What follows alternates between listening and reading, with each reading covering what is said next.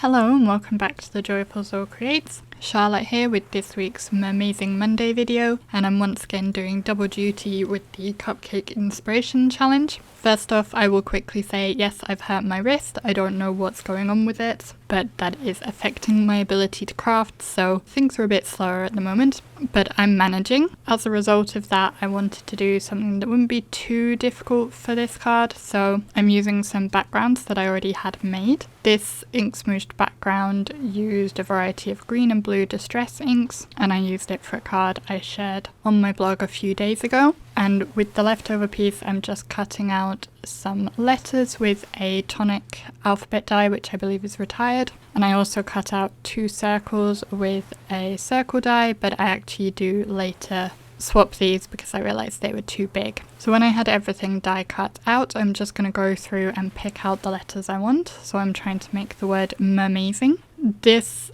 alphabet die, I didn't realize I hadn't used it before today, is one single die, not a die per letter. So I cut all the letters out in one pass, and some of them, such as the O's and the E's, you have more than one of them, but other letters you do not.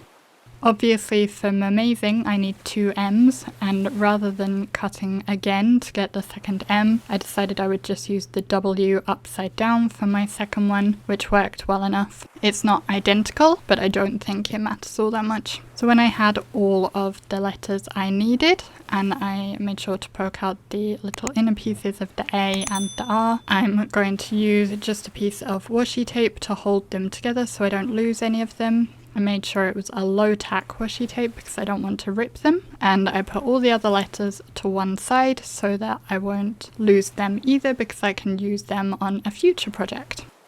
Next I'm going to work on the background of my card. If you watched last week's Mermazing Monday video, you might recognise this kind of splashy watercolour panel. This is what I used to pick up the leftover paint from painting the netting I used on my mixed media mermaid card that I made last week, and I just trimmed down a piece of that to use on my panel. I'm using the current MFT Sketch Challenge sketch for this card, which has a large square and also 2 circle elements. And as I said earlier, I realized my circles were too big. And so what I decided to do was use the inner pieces of the O's from my letter cutting. And they were a much better size for the design I had in mind, because I couldn't really shrink the square because I needed it to be big enough to fit my sentiment. I wanted the square to pop off the background a bit, so I edged it with Mermaid Lagoon Distress Oxide. I later changed my mind and edged it with the Versafine Onyx black ink instead, but I thought I'd show you how I did it anyway. And then I'm going to use the die cut letters as a guide for arranging the other parts of my sentiment. So I'm going to stamp Have A and Birthday. These come from the Lovable Legends stamp set by Fawn. It actually says Have An, not Have A, because it goes with the word unbelievable, so have an unbelievable birthday. I only want to have A, so I'm just going to use a piece of post-it note to mask off the N, and then I can just stamp down the words exactly as I want them. And I'm using Versafine Onyx black ink for the stamping, and I will double stamp them just to get a nice crisp impression. It's a little bit difficult to read it on screen, I can see, but it's easier to read in person even though it is on that busy background. Off camera I did stamp a mermaid from Mermaid for You, and I coloured her in and fussy cut her out. I did it off camera just because with my wrist injury it's rather slow to colour at the moment, and I didn't want you to have to sit through all of that. I wanted to help the letters stand out from the background a bit more because obviously that watercolour background's kind of busy looking and the colours are very similar to my letters. So I die cut a banner from the MFT stitched banner dies. I partially die cut it and then moved it along and cut again so that I would get a longer banner, and then used Nuvo Smooth Precision glue pen to adhere the letters to the banner.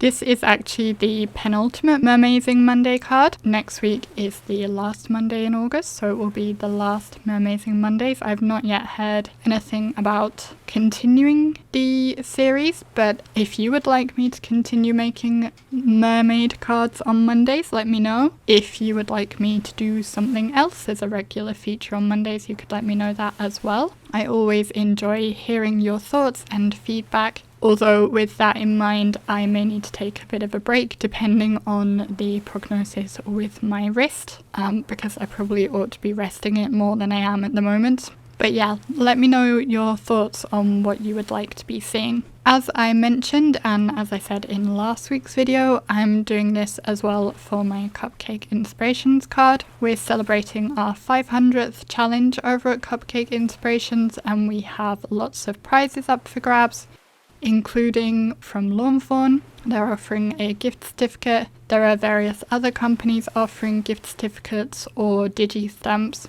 including, for example, Riley & Company, Newton's Nook, Bugaboo, and various other companies. There is a full list on the Cupcake Inspirations challenge page of all the prizes available. There's over $200 worth of prizes in total, so it's definitely worth coming and playing along with us. We are now in our second week of the challenge, so it started last week's Monday, and the last day for entering will be this Friday.